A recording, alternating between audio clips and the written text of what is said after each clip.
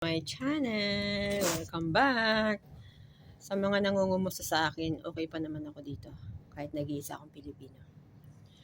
Napag-desisyon na nilang, anyway, bago ko ikwento yan tungkol dyan, please click like, subscribe, and click the notification bell para patuloy yung masubaybayan ang totoo naming buhay dito sa Israel. Actually po, yung lahat ng Pilipino talaga lumipat na. At supervisor nila ako, masaya ako nakalis na sila dito. Sa sitwasyon ko ngayon, nag-iisa na lang ako, ibinalik nila ako bilang housekeeper. Isa akong supervisor at inilampaso nila ako bilang isang housekeeper ulit.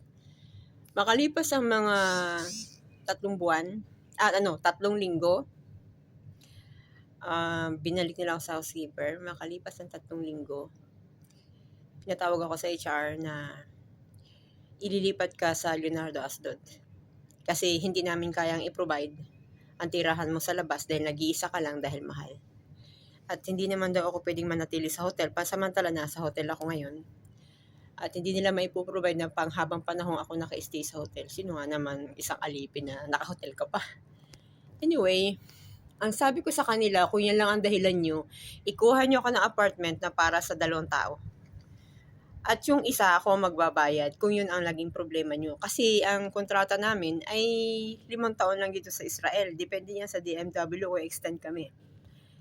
At titiisin ko na lang yung 1 taon at 4 na buwan. Tapos na yung 5 years namin dito sa Israel. Gusto ko kasi sa certificate, isang hotel lang ang nakalagay.